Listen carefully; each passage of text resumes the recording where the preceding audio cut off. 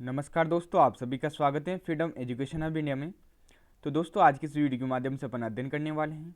जो अपने पास राजस्थान के प्रमुख साहित्यकार आते हैं उन्हीं का अपन अध्ययन करेंगे दोस्तों, उनके बारे में जानेंगे। उनसे संबंधित दोस्तों जो रचनाएं हैं उनको देखेंगे। जो अपन ने टॉपिक स्टार्ट किया था दोस्तों, राजस्थानी भाषा और उसकी बोलियाँ, वही टॉपिक अपने आगे चल रहा है दोस्तों। अभी तक इस टॉपिक से संबंधित दोस्तों अपन ने 3-4 टॉपिक कंप्लीट कर लिए हैं। जैसे कि अपन ने पढ़ा था दोस्तों, जो राजस्थानी भाषा और उसकी बोलियों का वर्गीकरण आता है अपने पास, एलपी टेसिटोरी का वर्गीकरण, उसके बारे में अध्ययन किया था। फिर उसके बाद दोस्तों जॉर्ज अब्राहम ग्रीशियन का वर्गीकरण पढ़ा था। इसके अलावा दोस्तों जो अपने पास राजस्थानी भाषा का साहित्यिक रूप आता है डिंगल पिंगल, उसके बारे में जाना था। तो काफ़ी कुछ अपन ने इस टॉपिक में अध्ययन कर लिया है दोस्तों। आगे जो आज अपन पढ़ेंगे दोस्तों, वो राजस्थान के प्रमुख साहित्यकार पढ़ेंगे, ठीक है। तो सभी विद्यार्थी ध्यान से देखिएगा दोस्तों, यहाँ से क्वेश्चन आपके एग्जाम में पूछे जाता है। तो देखिए मित्रों, सबसे पहले आते हैं अपने पास डॉक्टर सीताराम लालस। जो डॉक्टर सीताराम लालस हैं दोस्तों, ये जोधपुर के निवासी थे, ठीक है। बस इनका आप निवास स्थान याद रखिएगा कि जोधपुर के थे दोस्तों रहने वाले, ठीक है। इसके अलावा दोस्तों इनका जन्म दिनांक से कोई क्वेश्चन नहीं पूछा जाता है, फिर भी मैंने मेंशन कर रखा है, अगर आप याद रखना चाहो तो रख सकते हो, ठीक है मित्रों। देखिए मित्रों, जो डॉक्टर सीताराम लालस हैं दोस्तों, इनको जिसके लिए जाना जाता है वो राजस्थानी भाषा के शब्दकोश के लिए जाना जाता है। जो डॉक्टर सीताराम लालस है दोस्तों, इन्होंने ही अपनी राजस्थानी भाषा का शब्दकोश तैयार किया था। तो ये क्वेश्चन काफ़ी बार एग्जाम में पूछा हुआ है। जो ये शब्दकोश तैयार किया था दोस्तों राजस्थानी भाषा का, इसमें 2 लाख से अधिक शब्दों का संग्रह है, ठीक है। जो श्री सीताराम लालस हैं दोस्तों, इन्हें दोस्तों राजस्थानी जुबा की मसाल भी कहा जाता है, ठीक है। तो ध्यान रखिएगा दोस्तों, ये इनका निकनेम हो जाता है कि राजस्थानी जुबा की मसाल किन्हें कहा जाता है, तो आप बताओगे डॉक्टर सीताराम लालस को कहा जाता है।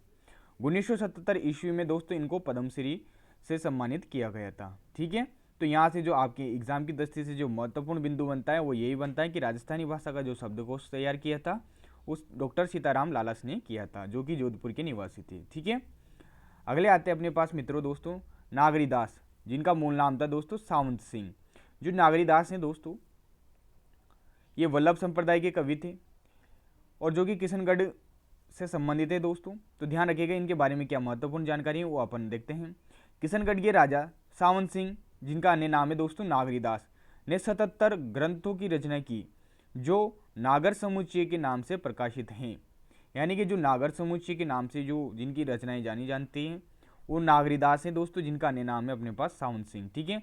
इन्होंने 77 ग्रंथों की रचना की थी और जिसका नागर समुच्चय के नाम से प्रकाशन हुआ है, ठीक है।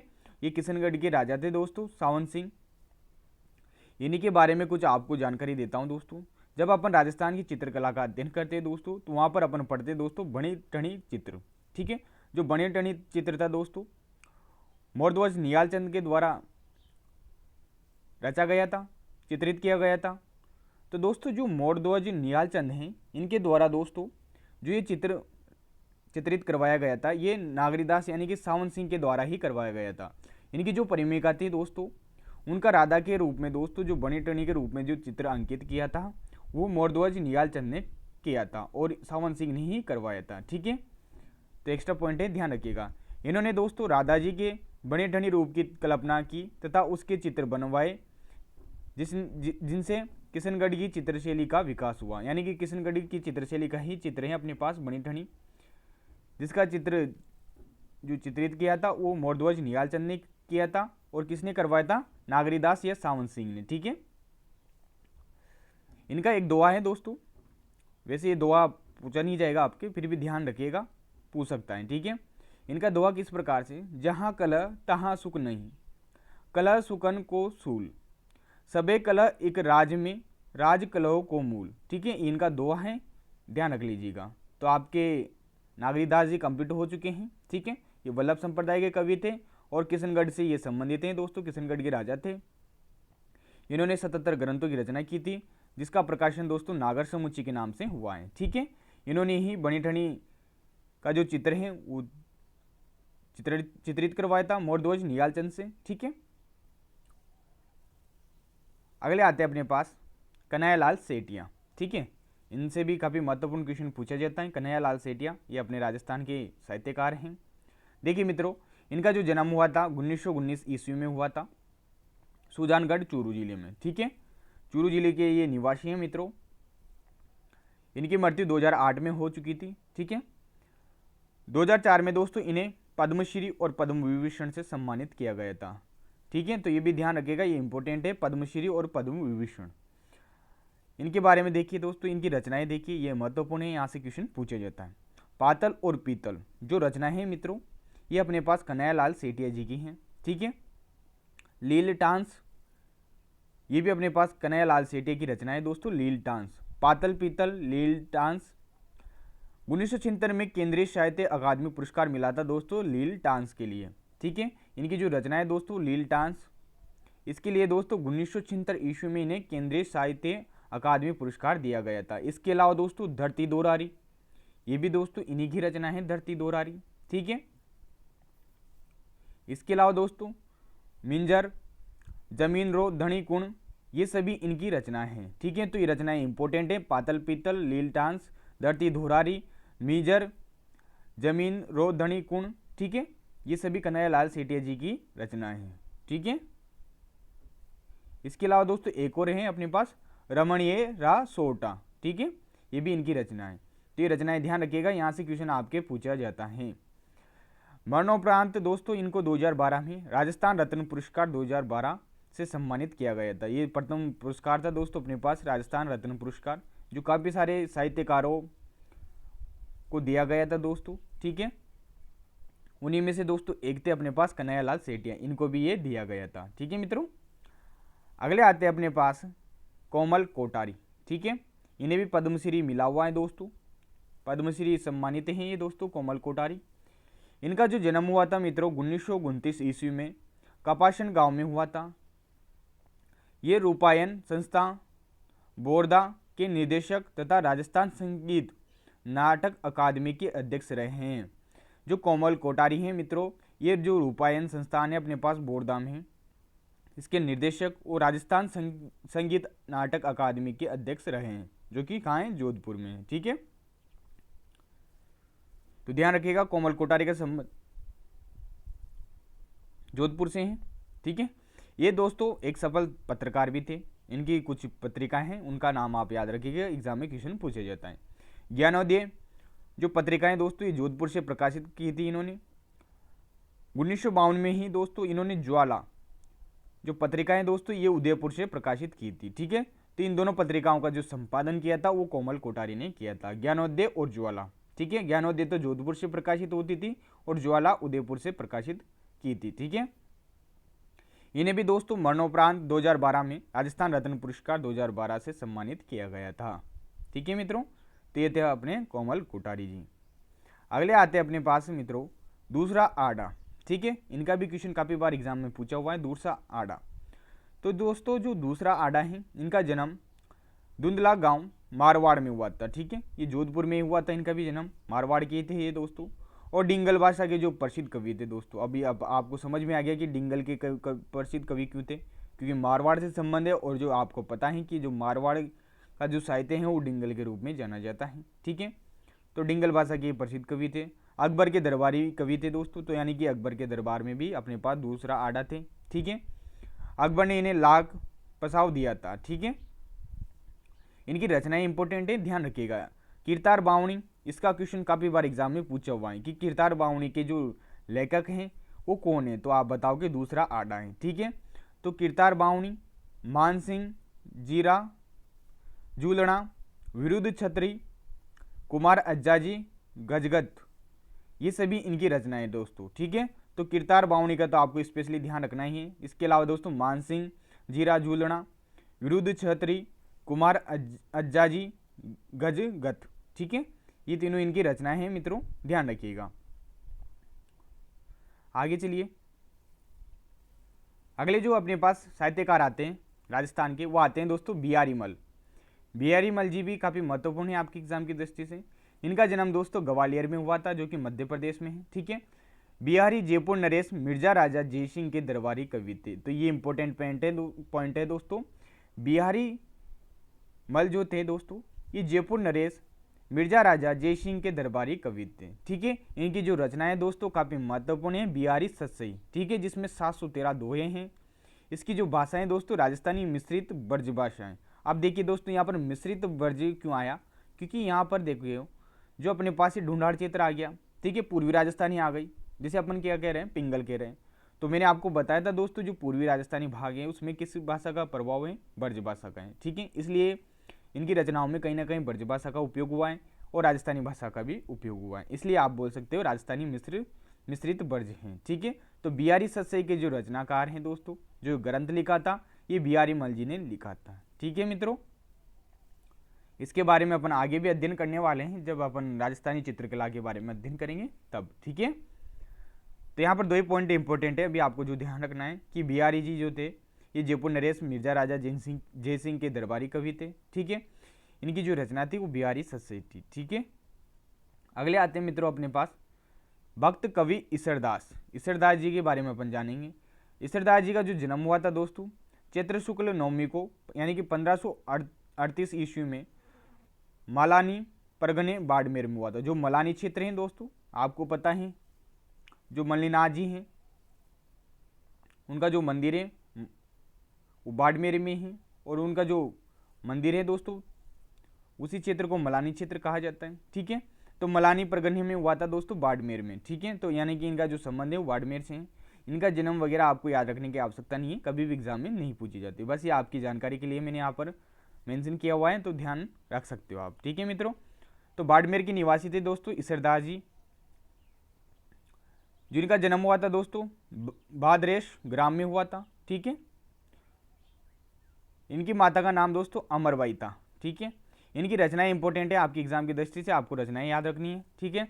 तो डिंगल भाषा में, अब देखो डिंगल कवि तो होंगे क्योंकि किधर आ गए, पश्चिमी राजस्थान में आ गए, बाड़मेर से संबंधित हैं, तो इनकी जो भाषा रहेगी वो डिंगल ही रहेगी, जो साहित्य रहेगा, ठीक है। तो डिंगल भाषा में इन्होंने गुण हरि रस की रचना की थी। तो ये क्वेश्चन एग्जाम में पूछा हुआ है कि गुण हरि रस जो रचना है ये किसकी हैं, तो आप बताओगे मित्रों कवि ईसरदास जी की, ठीक है। इसके अलावा दोस्तों इनकी जो अन्य रचनाएं हैं दोस्तों हाला जाला री कुंडलियाँ, ये भी इंपॉर्टेंट ग्रंथ हैं मित्रों। हाला जाला री कुंडलियाँ जो ग्रंथ हैं वीर रस प्रदान ग्रंथ हैं। तो ये दोनों रचनाएं आपको ध्यान रखनी है, गुण हरि रस और हाला जाला री कुंडलियाँ, ये दोनों दोस्तों जो रचना है ये कवि ईसरदास जी की है, ठीक है। ये भी अपने पास डिंगल भाषा के कवि थे। अगले आते हैं अपने पास जान कवि, ठीक है। जो जान कवि थे दोस्तों इनका अन्य नाम था दोस्तों न्यामत खां। तो ये ध्यान रखिएगा, ये क्वेश्चन पूछा हुआ है, न्यामत खां जो थे वो जान कवि थे, ठीक है। जन्म इनका फतेहपुर में हुआ था दोस्तों, सीकर जिले में, फतेहपुर सीकर में है। इनकी रचनाएं इंपॉर्टेंट है दोस्तों।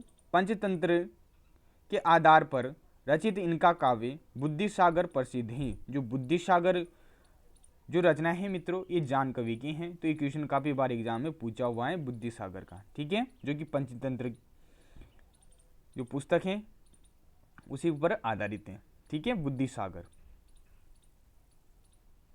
अगले आते हैं अपने पास रागे राघव, जो टीएन आचार्य हैं दोस्तों, इनका अन्य नाम टीएन आचार्य हैं।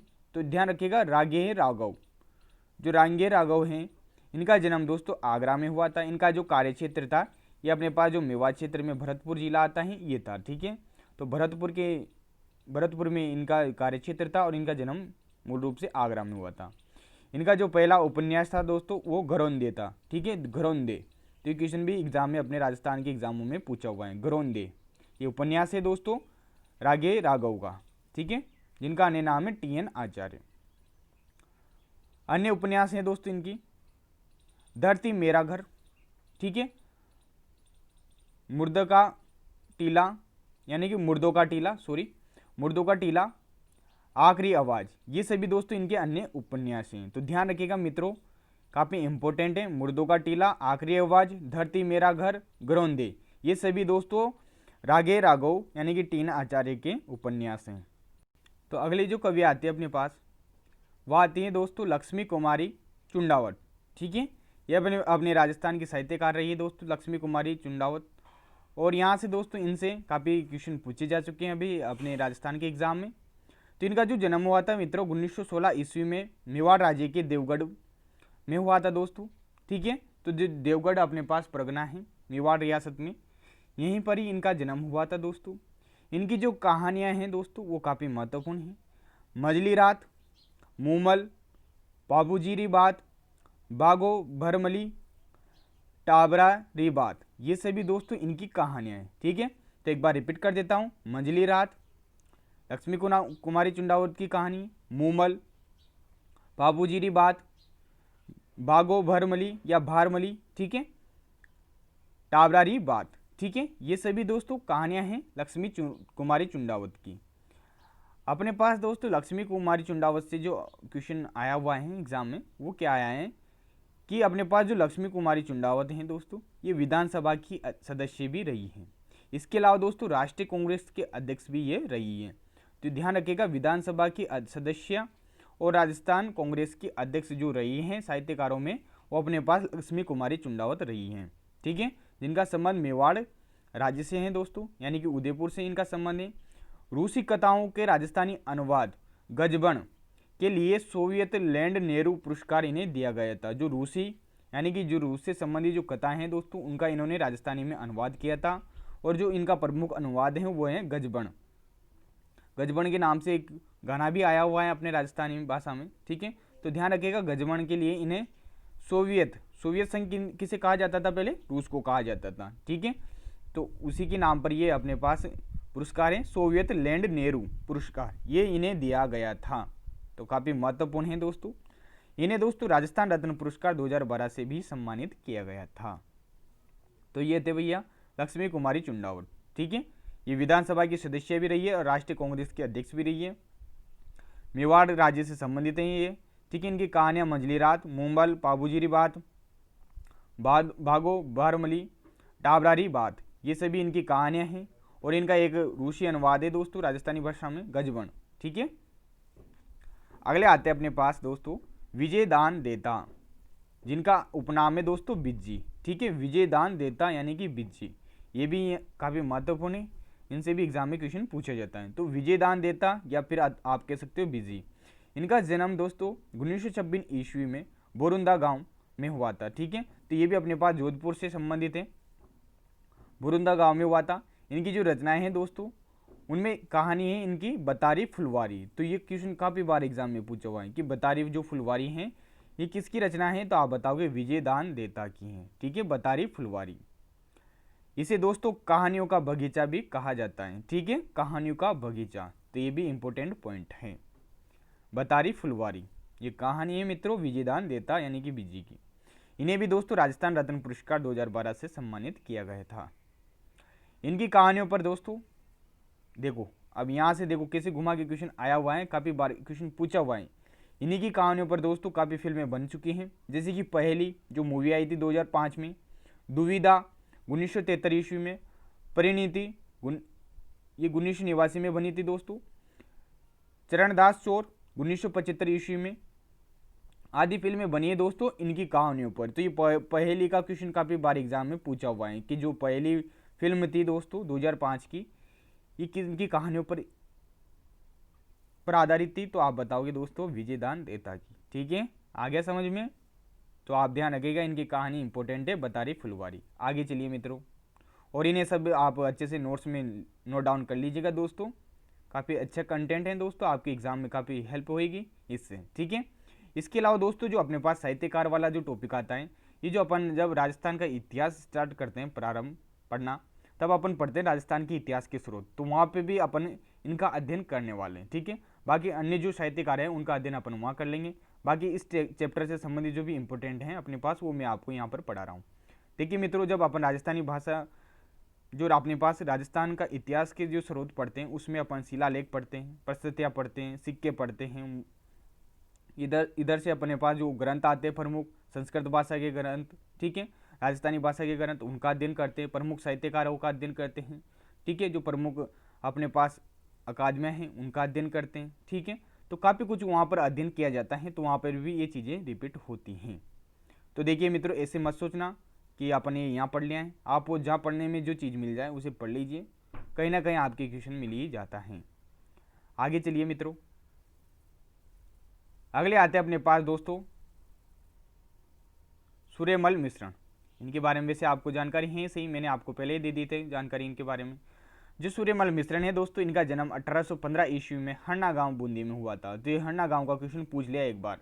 ठीक है, कि जो सूर्यमल मिश्रण है। इनका संबंध कहाँ से है, तो हरना गांव वहाँ पर ऑप्शन में था, हरना गांव बूंदी। ठीक है, इनकी रचनाएं प्रमुख हैं दोस्तों वंश भास्कर और वीर सतसई। जो वीर सतसई थी ये 1857 की क्रांति के समय इन्होंने लिखी थी दोस्तों। तो वंश भास्कर और वीर सतसई, ठीक है, यही ध्यान रखना है, ज़्यादा याद रखने की आवश्यकता नहीं है। 13वां है अपने पास जो अगले कवि आते हैं दोस्तों, अगले जो साहित्यकार आते हैं, पृथ्वीराज राठौड़। जो पृथ्वीराज राठौड़ है मित्रों, इनका जो उपनाम है वो पीतल है, पीतल इन्हें कहा गया है। तो देखिए मित्रों, पृथ्वीराज राठौड़ के बारे में मैंने आपको जानकारी दी थी पिछले लेक्चर में। जो पृथ्वीराज राठौड़ है दोस्तों, इनका जन्म बीकानेर में हुआ था। ठीक है, बीकानेर नरेश राय सिंह के भाई थे। ठीक है, और अकबर के दरबार में ये कवि थे। तो पृथ्वीराज राठौड़ बीकानेर से संबंधित है दोस्तों, बीकानेर रियासत से। जो बीकानेर के जो शासक आते अपने पास राय सिंह, उन्हीं के ये भाई थे दोस्तों, और अकबर के दरबार में ये कवि थे। ठीक है, इनके जो प्रमुख ग्रंथ आते हैं उसके बारे में मैंने आपको जानकारी दे दी थी, परंतु आप वापस इसे ध्यान से देखिए। जो वेली कृष्ण रुक्मिणी जो ग्रंथ आता है अपने पास 16वीं सदी का, ये दोस्तों इन्हीं के द्वारा लिखा गया ग्रंथ है, जिसकी रचना दोस्तों इन्होंने जो अपने पास घाघरोन का किला आता है उसमें भी की थी। ठीक है, तो वेली कृष्ण रुक्मिणी ये 16वीं सदी का ग्रंथ है दोस्तों। और दोस्तों जो अपने पास दूसरा आड़ा अभी पढ़ा अपन ने, जो दूसरा आड़ा है कवि, इन्होंने इसको 5वां वेद कहा है। तो 5वां वेद किसे कहा जाता है, वेली कृष्ण रुक्मिणी ग्रंथ को कहा जाता है। इसकी रचना दोस्तों पृथ्वीराज राठौड़, जिनका उपनाम है दोस्तों पीतल, इनके द्वारा की गई थी, जिनका संबंध बीकानेर से है मित्रों। ठीक है, और जो मैंने आपको पहले भी बताया था कि जो एलपी टेसी तोरी हैं दोस्तों, इन्होंने इन्हें डिंगल हिरोज के नाम से पुकारा है। डिंगल हिरोज इन्हें कहा जाता है। ये मारवाड़ के कवि हैं अपने पास।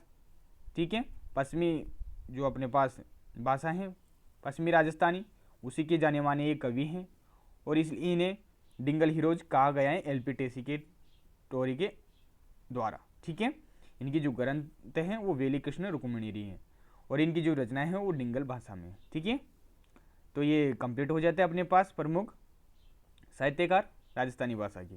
ठीक है, तो सभी को अच्छे से समझ में आया होगा, आराम से बताया, सारी चीज़ें अच्छे से बताइए आपको। ठीक है, जो भी आपके एग्जाम की 10 से जो भी इंपॉर्टेंट पॉइंट थे वो मैंने आपको सभी कवर करवा दिए हैं। अब आते हैं अपने पास कुछ प्रमुख साहित्य रचनाएं। तो इनका आप स्क्रीनशॉट लेके भी पढ़ सकते हो, बाकी एक बार मैं जल्दी जल्दी आपको बोल देता हूँ। ठीक है, इनके बारे में अपन जो अपने पास इतिहास से संबंधित जो टॉपिक आएगा वहाँ पर भी अच्छे से विस्तार से अलग अलग भाषा वाइज अपन अध्ययन करेंगे। ठीक है, देखिए मित्रों, ग्रंथ हैं एक तरफ, दूसरी तरफ लेखक का नाम है।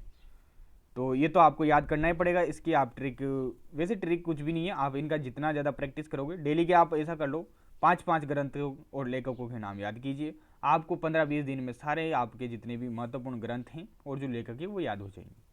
ट्रिक दोस्तों वहीं काम करती है जहाँ पर ट्रिक की आवश्यकता पड़ती है। हर जगह अगर आप ट्रिक लगाओगे तो बिल्कुल भी आप राजस्थान जीके को अच्छे से डीपली नहीं पढ़ पाओगे। ठीक है, तो देखिए मित्रों, सबसे पहला ग्रंथ आता है अपने पास राजरूपक। तो ये पहले भी बताया था मैंने, राजरूपक जो ग्रंथ है इसके लेखक है दोस्तों वीरबाण।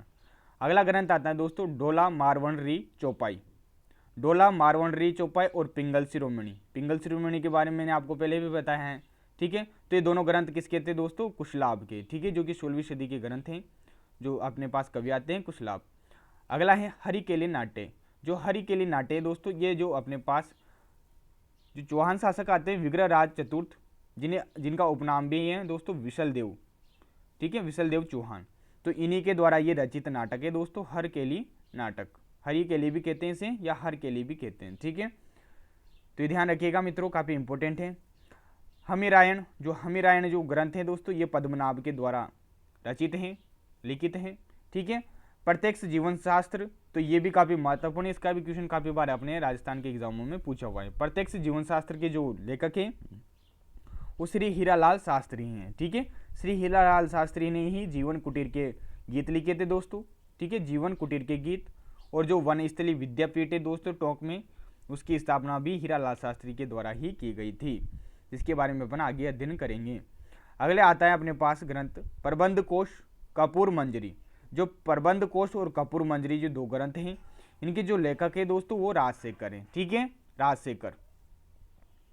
गीत गोविंद के जो लेखक हैं वो जयदेव हैं। कथा सरिता सागर, इसके जो लेखक है दोस्तों वो सोमदेव हैं, ठीक है, सोमदेव हैं, यहाँ पर ध्यान रखिएगा। बुद्ध चरित्र इसके जो लेखक हैं मित्रों वो असुघोष हैं। अष्टाध्यायी जो व्याकरण ग्रंथ है दोस्तों, अष्टाध्यायी इसके जो लेखक हैं वो पाणिनि हैं, आपको पता है पाणिनि के बारे में। महाभाष्य जो व्याकरण ग्रंथ है दोस्तों, महाभाष्य ये पतंजलि के द्वारा लिखा गया था। वीर विनोद का अपने राजस्थान में काफ़ी बार हर एक एग्जाम में क्वेश्चन पूछे जाता है। वीर विनोद के जो लेखक हैं मित्रों वो कवि राजश्यामल दास हैं, ठीक है। रावजय सिरोचंद के जो लेखक है दोस्तों वो बिट्टू सुजाजी हैं, ठीक है। इनका भी क्वेश्चन काफ़ी बार पूछा हुआ है।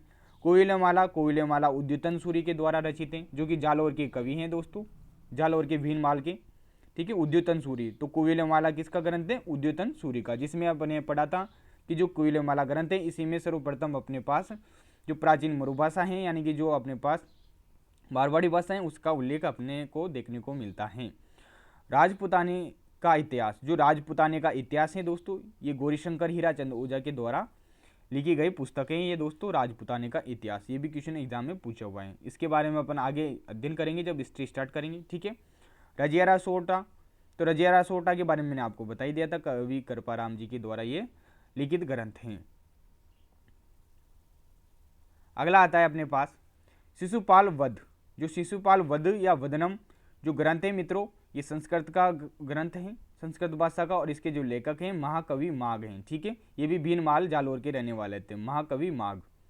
राजतरंगिणी के जो लेखक हैं मित्रों वो कलण हैं, तो ये भी क्वेश्चन एग्जाम में पूछा हुआ है कि राजतरंगिणी के लेखक कौन है, तो कलण, ठीक है। पाबूजीरा चंद, इसके बारे में मैंने आपको बताया जब राजस्थान के लोक देवता वाला टॉपिक कंप्लीट करवाया था। पाबूजीरा जो छंद हैं ये बिट्टू मिहाजी के द्वारा रचित पुस्तक हैं, ठीक है। राग चंद्रोदय, राग मंजरी, तो ये दोनों ग्रंथ दोस्तों पुंडरीक विठल के द्वारा रचित हैं, ठीक है। राग मंजरी और राग चंद्रोदय पुंडरीक विठल। चेतावनीरा चुटुंगिया, तो ये केसरी सिंह बारट के द्वारा लिखा गया है दोस्तों, चेतावनीरा चुटुंगिया, ठीक है। ये केसरी सिंह जो बारट हैं अपने पास ये राजस्थान के स्वतंत्रता सेनानी भी हैं, इनके बारे में अपन आगे अध्ययन करेंगे। अभी आपको इतना ही ध्यान रखना है कि जो चेतावनीरा चुटुंगिया हैं ये केसरी सिंह बारट के द्वारा लिखा गया था। बिसलदेव रासो नरपति नाहलह के द्वारा रचित ग्रंथ है दोस्तों, नरपति नाहलह, ठीक है, बिसलदेव रासो। आईने अकबरी, तो आईने अकबरी के जो लेखक हैं मित्रों वो अपने पास अबुल फजल हैं, ठीक है। आईने अकबरी जो कि नागौर के हैं, नागौर के कवि हैं दोस्तों, और ये अकबर के नवरत्नों में शामिल थे, अबुल फजल। हमीर महाकाव्य, तो हमीर महाकाव्य के जो लेखक हैं मित्रों वो नयन चंद्र सूरी हैं। ढोला मारूरा दुआ, तो इसके जो लेखक हैं मित्रों कवि कल्लोल है, ढोला मारूरा दुआ, इसका भी क्वेश्चन अपने राजस्थान में काफी बार पूछा हुआ है। अगले आते हैं अपने पास बीकानेर राठौरी ख्यात, जो बीकानेरी राठौरी ख्यात है ये दयालदास जी के द्वारा लिखी हुई है, ठीक है, बीकानेर के राठौरी ख्यात। तो यहाँ से कैसे क्वेश्चन पूछा हुआ है कि दोस्तों कि जो दयालदास इनका इसको जो अन्य नाम दिया जाता है वो दिया जाता है दयालदास री ख्यात, ठीक है। तो क्वेश्चन कैसे आया हुआ है कि दयालदास री ख्यात का जो विषय है वो क्या है, तो आप उसमें आंसर था दोस्तों बीकानेर के राठौड़, ठीक है। जो बीकानेर के राठौड़ वंश आता है उसी के ऊपर यहाँ पर ये लिखा गया ग्रंथ है, बीकानेर राठौर री ख्यात, ध्यान रखिएगा, दयालदास जी के द्वारा रचित। कुमार रासो, तो कुमार रासो के जो लेखक हैं मित्रों वो दलपत विजय हैं। कानड़देव प्रबंध, तो कानड़देव प्रबंध पद्मनाभ के द्वारा रचित ग्रंथ है मित्रों, इसका भी क्वेश्चन काफी बार एग्जाम में पूछा जाता है अपने राजस्थान में। पद्मावत, तो पद्मावत के जो लेखक हैं मित्रों वो मलिक मोहम्मद जायसी, इसका भी क्वेश्चन काफी बार पूछा हुआ है, पद्मावत मलिक मोहम्मद जायसी। पृथ्वीराज विजय, तो पृथ्वीराज विजय के तो लेखक हैं जयानक, और जो पृथ्वीराज रासो हैं जिसके बारे में मैंने आपको बताया था, तो पृथ्वीराज रासो के जो लेखक हैं मित्रों वो जब अपने पास पृथ्वीराज चौहान तरते आते हैं, इन्हीं के दरबारी कवि हैं दोस्तों चंद्रबरदाय, इन्हीं के द्वारा ये लिखा गया था पृथ्वीराज रासो, ठीक है, कवि चंद्रबरदाय द्वारा रचित ग्रंथ हैं जो कि 12वीं सदी का है मित्रों। तो ये सभी काफी महत्वपूर्ण ग्रंथ है दोस्तों जिनसे अपने राजस्थान के विभिन्न एग्जामों में क्वेश्चन पूछा जाता है। सभी विद्यार्थी इन्हें अच्छे से अपने नोटबुक में नोट डाउन कर लेना और सभी को धीरे धीरे याद करने का प्रयास करना, ठीक है। डेली आप अगर 5 से 6 ग्रंथ याद करते हो और उनके लेखक याद करते हो तो आपको 10 से 12 दिन में आपको सभी जो भी ग्रंथ हैं, इसके अलावा भी दोस्तों और अन्य काफ़ी सारे ग्रंथ हैं उनके बारे में आपको जब इतिहास वाला टॉपिक पढ़ाऊंगा, जब अपन इतिहास करेंगे स्टार्ट, तब मैं बताऊंगा, ठीक है। अभी जो महत्वपूर्ण है आपके, वो मैंने आपको साथ के साथ कवर करवा दिए हैं, ठीक है। तो अब अपने पास एक टॉपिक रह जाता है दोस्तों, जो भी अपने पास राजस्थान की प्रमुख साहित्यिक अकादमियाँ हैं उनका, ठीक है, जिसको मैं अगले टॉपिक में आपको अगले वीडियो के माध्यम से कंप्लीट करवा दूंगा। इसके बाद आपका ये चैप्टर क्लोज हो जाता है। काफ़ी बड़ा चैप्टर था दोस्तों, काफ़ी कुछ अपन ने इसमें अध्ययन किया है। अब इसके बाद जो अगला वीडियो रहेगा उसमें फिर आपके इस टॉपिक से संबंधित दोस्तों अपने राजस्थान में जो भी एग्ज़ाम हुए, कोई सा भी एग्ज़ाम हो दोस्तों, आरपीएससी का हो या आदिनेश बोर्ड का हो, राजस्थान पुलिस का हो, पटवारी का हो, कोई सा भी एग्ज़ाम हो जिसमें क्वेश्चन आए हैं दोस्तों इस टॉपिक से, उन क्वेश्चनों को मैं आपको सोल्व करवाऊंगा, ठीक है। तो मिलते हैं अगले वीडियो में। आई होप आज मज़ा आया होगा दोस्तों आपको क्लास में, ठीक है।